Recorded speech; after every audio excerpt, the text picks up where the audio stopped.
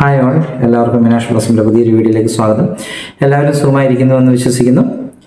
നിങ്ങൾ കേട്ടിട്ടുണ്ടോ, അറിയാത്ത കാളയ്ക്കൊരു ഓങ്ങ്, അറിയുന്ന കാളയ്ക്കൊരടി?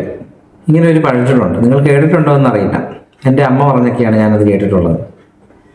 നമ്മൾ ഈ അടുത്ത നാളുകളൊക്കെ കേൾക്കുന്നത് മൊബൈൽ ഒരു വലിയ പ്രശ്നമാണ്, എസ്പെഷ്യലി കുട്ടികൾക്കിടയിൽ.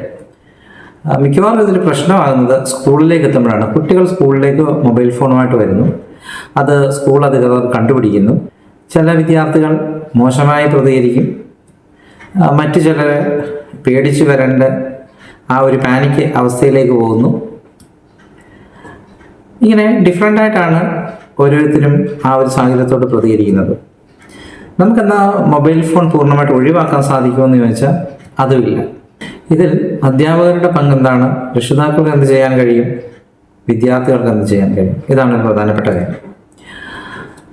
ഒന്നാമത്, ഇപ്പോഴും ഇഷ്യൂസ് ഉണ്ടാകുന്നത് ഇവർ സ്കൂളിലേക്ക് ഇത് കൊണ്ടുവരുമ്പോഴാണ്. സ്കൂളിൻ്റെ നിയമം അനുസരിച്ച് സ്കൂളിലേക്ക് ഫോൺ കൊണ്ടുവന്നത് കൊണ്ട് പല പല കാര്യങ്ങളുണ്ട്. ഒന്ന്, അവർ അതിൽ ശ്രദ്ധിച്ചിരിക്കാനുള്ളൊരു സാധ്യതയുണ്ട്. ഒരു അനുവാദമില്ലാതെ മറ്റുള്ള കുട്ടികളുടെ ഫോട്ടോസോ വീഡിയോസോ എടുക്കാനുള്ള സാധ്യതയുണ്ട്. എന്തായാലും മിസ്യൂസ് ആണ് കൂടുതലും ഉണ്ടാകാൻ സാധ്യത. അപ്പം അതുകൊണ്ടാണ് ഇങ്ങനെയുള്ള കാര്യങ്ങൾ പ്രിവെൻറ്റ് ചെയ്യുന്നത്.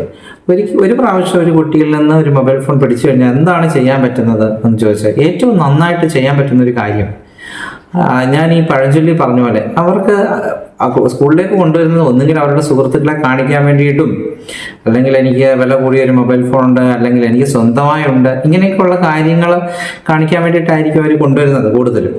അപ്പോൾ വിദ്യാർത്ഥികൾ ആരും മറ്റു അധ്യാപകരോട് പറയില്ല, അല്ലെങ്കിൽ അധ്യാപകർ ഒരു കാരണവശാലും പിടിക്കില്ല എന്നൊക്കെ ഉള്ളൊരു തെറ്റിദ്ധാരണയിലായിരിക്കും അവർ കൊണ്ടുവരുന്നത്. പക്ഷേ അധ്യാപകർ അത് കണ്ടെത്തി കഴിഞ്ഞാൽ ചെയ്യാൻ കഴിയുന്നത്, അവർ ആദ്യമായിട്ട് അങ്ങനെ കൊണ്ടുവരുന്നവരാണെങ്കിൽ തീർച്ചയായും അവരെ വിളിച്ചിട്ട് ഇതിൻ്റെ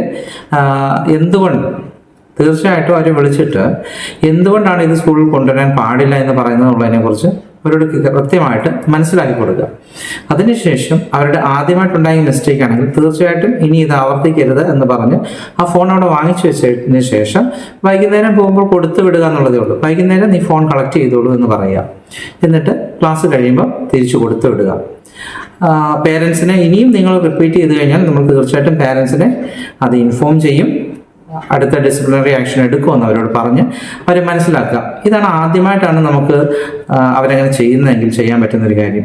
പ്രത്യേകിച്ച് നമ്മൾ ഫോൺ വാങ്ങിക്കുമ്പോൾ ശ്രദ്ധിക്കേണ്ട ഒരു കാര്യം, നമ്മൾ അധ്യാപകരാണ്, അപ്പം നമ്മൾ അവരുടെ പ്രൈവസിയിലേക്ക് കടക്കാതിരിക്കുക. അവരുടെ ഫോൺ വാങ്ങിച്ചിട്ട് അവരുടെ ഗാലറി ചെക്ക് ചെയ്യുക, അല്ലെങ്കിൽ അവരുടെ വാച്ച് ഹിസ്റ്ററി, അത് യൂട്യൂബ് ആയിക്കോട്ടെ അല്ലെങ്കിൽ ഗൂഗിൾ ഹിസ്റ്ററി സെർച്ച് ചെയ്യുക, ഇങ്ങനെയുള്ള കാര്യങ്ങളൊന്നും ചെയ്യാതിരിക്കുക. അവരുടെ ഫോൺ ഓപ്പൺ ചെയ്യാതിരിക്കുക. ഫോൺ വാങ്ങിച്ചു കഴിഞ്ഞാൽ അവരെ കൊണ്ട് തന്നെ സ്വിച്ച് ഓഫ് ചെയ്ത് ഓഫീസിൽ വയ്ക്കുക. അതാണ് ചെയ്യാൻ കഴിയുന്ന ഒരു കാര്യം.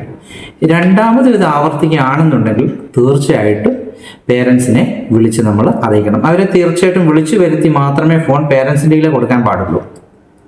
ആ ഒരു കാര്യമാണ് തീർച്ചയായിട്ടും ചെയ്യേണ്ടത്. ഈ ഒരു സാഹചര്യത്തിലും ഏതൊരു സാഹചര്യത്തിലും ഒരു വിദ്യാർത്ഥി കൊണ്ടുവരുന്ന ഫോൺ നമ്മൾ ചെക്ക് ചെയ്യാതിരിക്കുക. കാരണം തീർച്ചയായും നമുക്ക് 100% അറിയാം, അവർ പ്രത്യേകിച്ച് ടീനേജേഴ്സിലൊക്കെ ഉള്ള കുട്ടികളാണെങ്കിൽ, ഒരു 12-15 വയസ്സിലൊക്കെ അടുത്ത കുട്ടികളാണെങ്കിൽ അവർ തീർച്ചയായിട്ടും, അതിൽ താഴെയുള്ള കുട്ടികൾ പോലും അവർ ഫോൺ വീഡിയോസ് കാണുന്നവരായിരിക്കും. അല്ലെങ്കിൽ അതിനകത്ത് എന്തെങ്കിലും ന്യൂഡ് ഫോട്ടോസൊക്കെ ഉണ്ടാകാനുള്ള സാധ്യത വളരെ കൂടുതലാണ്. അപ്പോൾ ഇതൊക്കെ ഒരു അധ്യാപകൻ കാണുക എന്ന് പറഞ്ഞു കഴിഞ്ഞാൽ അവൻ്റെ ഒരു ക്യാരക്ടർ അതിൻ്റെ മുന്നേ ആ ഒരു അധ്യാപകൻ്റെ മുമ്പിൽ തകർന്നായിട്ട് തന്നെ അവന് ഫീൽ ചെയ്യും തീർച്ചയായിട്ടും. കാരണം ഇതൊക്കെ അവൻ സീക്രട്ടായിട്ട് ചെയ്യുന്ന കാര്യങ്ങളാണ്. പക്ഷെ ഒരു അധ്യാപകൻ കണ്ടുപിടിക്കുക എന്ന് പറഞ്ഞു കഴിഞ്ഞാൽ അവനെ സംബന്ധിച്ച് പറഞ്ഞാൽ പിന്നെ അവന് നഷ്ടപ്പെടാനൊന്നുമില്ല. അധ്യാപകൻ മറ്റധ്യാപകരോട് പറയും, മറ്റു വിദ്യാർത്ഥികൾ ഒരുപക്ഷെ അറിഞ്ഞാൽ അങ്ങനെ അവൻ്റെ ഒരു ക്യാരക്ടർ തന്നെ അവിടെ തകർന്നിരിക്കുമ്പോൾ പിന്നെ അവൻ ചിലപ്പോൾ അല്ലെങ്കിൽ എങ്ങനെയായിരിക്കും റിയാക്ട് ചെയ്യുന്നതെന്ന് പറയാൻ പറ്റത്തില്ല. ചിലപ്പോൾ ദേഷ്യപ്പെടാൻ സാധ്യതയുണ്ട്, വളരെ മോശമായിട്ട് അവർ ഇടപെടാൻ സാധ്യതയുണ്ട്.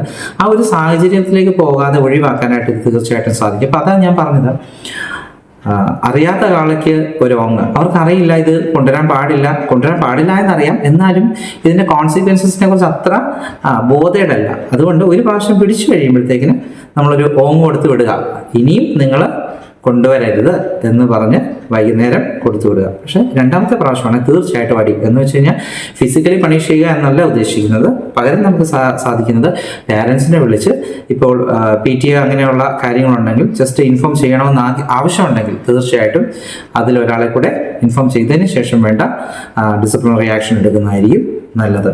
പിന്നെ മാതാപിതാക്കളെ സംബന്ധിച്ച് പറഞ്ഞാൽ ഒന്ന് ശ്രദ്ധിക്കുക, അവരിതൊക്കെ കൊണ്ടുപോകുന്നുണ്ടോ, പിന്നെ അവരുടെ സ്ക്രീൻ ടൈം ഒക്കെ ഒന്ന് കുറയ്ക്കുക. ഇങ്ങനെയൊക്കെയുള്ള കാര്യങ്ങളാണ് നമുക്ക് ശ്രദ്ധിക്കാൻ സാധിക്കുന്നത്. കാരണം ഒരു നെഗറ്റീവായ ഒരു കാര്യത്തിലേക്ക് അവർ കടന്നു കഴിഞ്ഞാൽ നമ്മളവരെ കണ്ടുപിടിക്കുന്നതിലൂടെ അവർ പിടിക്കപ്പെട്ടു എന്നൊരു കാരണം കൊണ്ട് അവർ മോശമായ ഒരു രീതിയിലേക്ക് ചിന്തിക്കുകയോ പ്രവർത്തിക്കുകയോ ചെയ്തു കഴിഞ്ഞാൽ പിന്നെ നമ്മൾ വിഷമിച്ചിട്ട് കാര്യമില്ലല്ലോ. അപ്പോൾ ചെയ്യാൻ പറ്റുന്നത് ഇങ്ങനെയൊക്കെയുള്ള കാര്യങ്ങൾ ചെയ്യാം. പക്ഷേ ഫസ്റ്റ് ഓഫ് ഓൾ അവർക്ക് കൊടുക്കേണ്ടത്, എല്ലാ വിദ്യാർത്ഥികൾക്കും ഇങ്ങനെയുള്ള കാര്യങ്ങളെക്കുറിച്ച് ഉള്ള അവയർനെസ് കൊടുക്കണം. എല്ലാ ക്ലാസ്സുകളിലും മീൻസ് ഹയർ സെക്ഷനിൽ നമ്മൾ തീർച്ചയായിട്ടും ഫോൺ വീഡിയോസിനെ കുറിച്ചുള്ള അവയർനെസ് കൊടുക്കണം. അത് കാണുന്നതുകൊണ്ടുള്ള ദൂഷ്യവശങ്ങളെക്കുറിച്ചുള്ള അവയർനെസ് കൊടുക്കണം. മൊബൈൽ ഫോൺ കൂടുതൽ കാലം നേരം ഉപയോഗിക്കുന്നതുകൊണ്ടുള്ള അവയർനെസ് കൊടുക്കണം. അതിന് പകരമായിട്ട് അവർക്ക് കുറേ ഹോബീസ് ഡെവലപ്പ് ചെയ്ത് കൊടുക്കാൻ വേണ്ടി അധ്യാപകരും വിദ്യാർത്ഥികളും ശ്രമിക്കണം. അവരുടേതായ ഒരു ഹോബി ഉണ്ടാക്കിയെടുക്കാൻ അധ്യാപകരും അതിന് വേണ്ട ഹെൽപ്പ് ചെയ്തു കൊടുക്കണം. പേരൻസ് അതിലേറെ അവരുടെ താല്പര്യം എന്താണെന്ന് കണ്ടുപിടിക്കുകയും അവരെ അതിലേക്ക് നയിക്കുകയും ചെയ്യണം. അങ്ങനെ മാത്രമേ നമുക്ക് കുട്ടികളുടെ സ്ക്രീൻ ടൈമിങ്ങും ഇതിനെ തുടർന്നുണ്ടാകുന്ന പ്രശ്നങ്ങളൊക്കെ ഒഴിവാക്കാനായിട്ട് സാധിക്കത്തുള്ളൂ. നിങ്ങളൊരു നല്ല പേരൻ്റായിട്ടിരിക്കുക, നിങ്ങളൊരു നല്ല അധ്യാപകനായിട്ടിരിക്കുക. All the best.